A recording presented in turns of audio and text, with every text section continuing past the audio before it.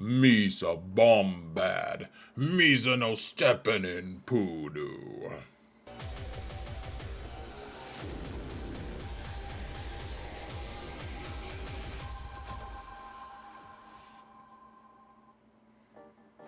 Hello everyone, and welcome to another episode of Zareth Doesn't Step in Poodoo.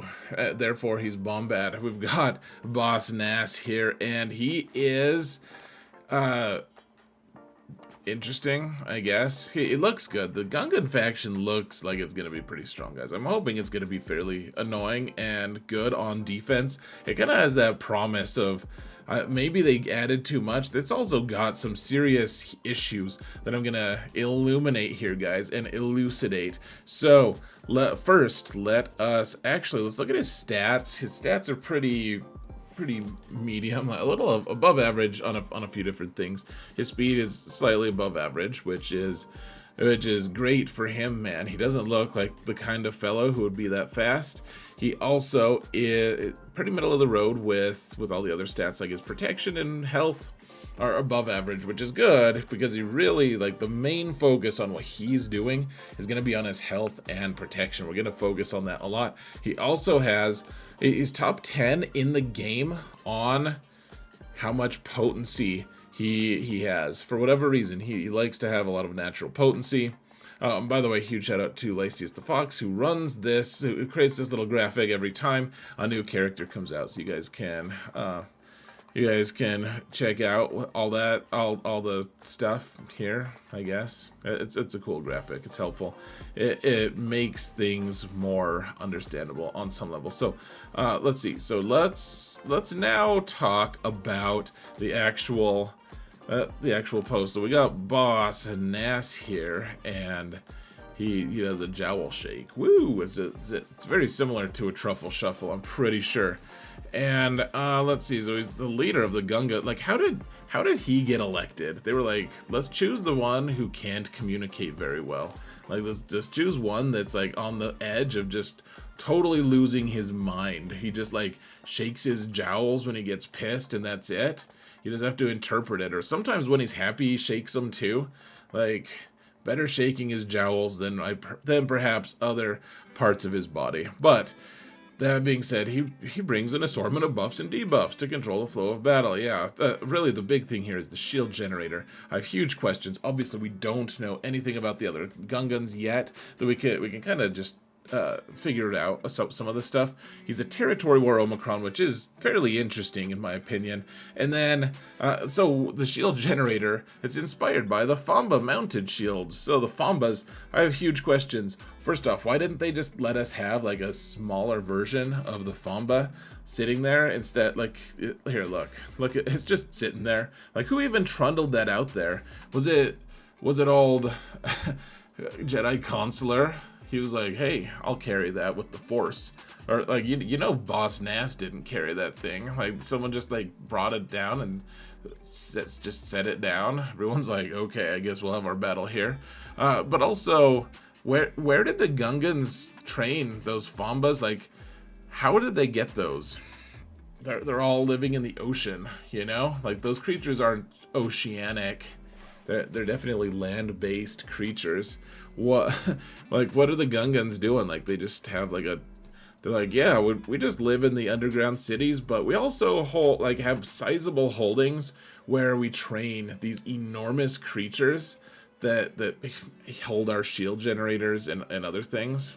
It's problematic for the entire Gungan faction to make sense. Then again, they say things like Usin and stuff. They say all sorts of things that you don't understand. They have bongos. They must be bongos. So, anyways, they do stuff with things. All of the Gungans will convert a portion of their max health into max protection, which is really kind of scary. How do I acquire Boss Nass? He's a marquee character. That's great.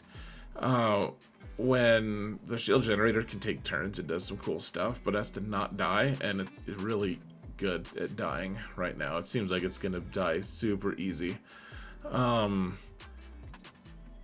then they have tiered rewards. I don't know how that's gonna be. He's part of part of the unlock for Jar Jar, and I'm really interested. I've been really enjoying everyone's tears on how Jar Jar's coming to the game. I don't love Jar Jar, but honestly, guys, the tears have been delicious. They've been delightful. I've been, I don't know, somehow it's been delightful. So, anyways, the boss's command. It's a pretty good basic here. It does.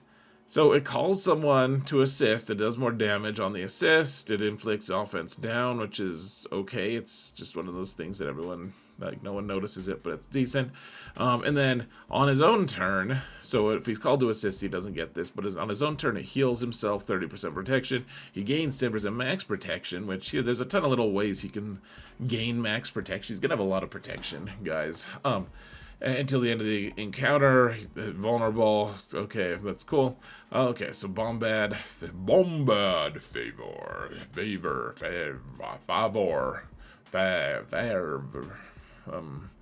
dispel all debuffs on Gungan allies, so it dispels all the debuffs, and they gain turn meter and retribution. Active shield ally in the shield generator. It removes a recharge. So you want to remove. You have to remove 50 stacks in order for the thing to actually take a turn, which when it takes a turn, it's pretty good. But I don't know, like you only, every time a Gungan takes a turn, they remove 1 stack, and whenever he does this ability, it removes 1 stack. Like we're gonna have to see, but it doesn't seem like there's the other Gungans are gonna have to spend the charge points a lot faster. The recharge points. And then it gives them all. So we can kind of extrapolate. So we're getting 5 total Gungans. And it says Gungan allies gain additional benefits based on their role. And so we're going to have at least 1 attacker, a tank, a support, which that's what Mr. Nass is here, and a healer. So we're going to have a healer, a tank, and an attacker, and then one random. Okay. And it does some stuff, like it makes tanks taunt and stuff. That's cool.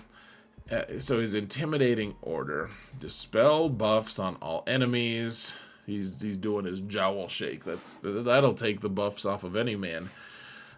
Beast or child. If an enemy was buffed, it removes turn meter, which this is nice. This is a potency check, so he's gonna need a lot of potency here. And so he gets potency. He's a high base potency anyways. And if they're separatists, remove 10% turn meter instead. Even though he never fought the separatists, as far as we know that he fought the Trade Federation, but it's different. Though I guess, what do you think, guys? This probe droid is clearly a separatist, right? I don't know why. I don't know, it's just funny. He's like just shaking their jowls. The probe droid's like, why am I here? The Jedi Consular's like, I agree. Why are either of us here? It's so weird. I mean, they can't show the other Gungans, I guess. It's just funny. Like, this feels like the makings of a joke. Boss Nass, a Jedi Consular, and a hapless shield generator trundle their way to a battlefield. That's just crazy. So his unique, obviously, it's gonna be this is the crazy part, guys. I am so skeptical about this. I have to be honest. This just seems so crazy. Loses 75% max health and gains that much max protection. That means if he starts with 100,000 max health, he loses 75,000 of it, and then there's a ton of abilities that he has that are based off of his max health that he will no longer have. He'll have 25,000 max health, which is just nothing. It's hardly anything.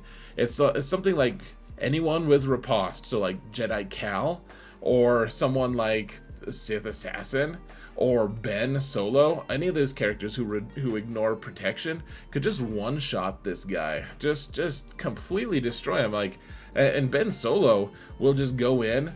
And I mean, he hits damn hard, and even if you get all the cool bonuses and defenses up, it's true damage. It's not. He's gonna one shot Boss Nass, but fairly easily it looks like.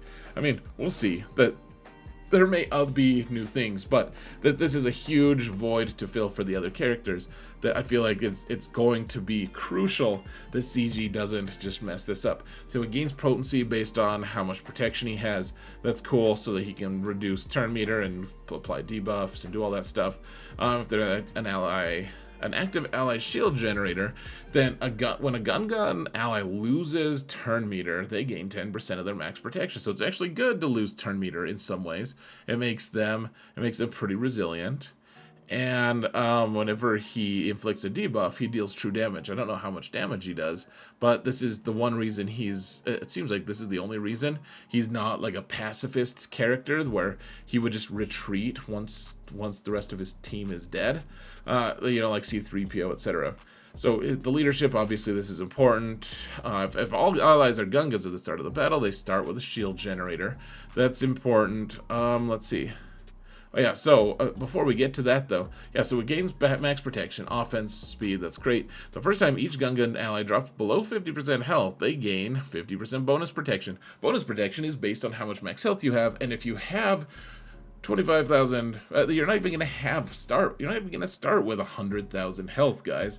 That health is it's like 50% bonus protection of like the worst stat out there. 75% of your health is just gone. You've got a small amount of health and you're basing on your bonus protection. Like that's gonna help. Like that's you also just don't have any health. So once you get past that protection, you just kill the guy instantly anyways, because it's like, oh yeah, I only have to do an extra like 20,000 damage. Sure, I can do that.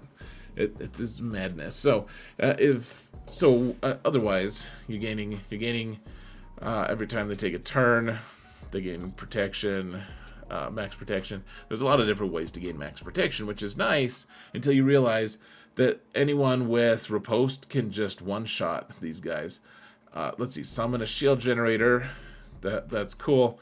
They gain more. Hey, look at that. In Territory Wars, they gain more of the same stuff. It just makes them stronger, dazed and stun.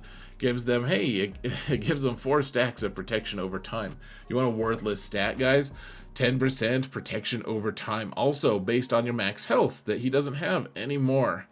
Let's see. So the shield generator itself, hey, look at that. It's doing something. The weird cylinder is taking a turn apparently. Hey, look at that. That's kind of cool. It's actually a cool looking effect, guys. And this is a pretty good move if you can get a turn with it. So they recover 100% protection, gain 25% turn meter, have their cooldowns reduced by 1. That's really good. That's really strong. It full heals their protection, which, guys, that's the whole faction like I've covered. If they have something that ignores your protection, then flee, panic, and get out of there. If they don't, then this team is going to be really strong against it.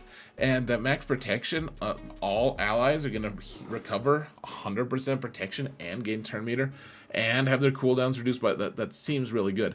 Now, so the max health thing, I'm like losing my mind. I don't, it just seems so bonkers to me that's even, why are they making that such a crazy? They have to have some mitigating factors somewhere, because that is such a huge issue.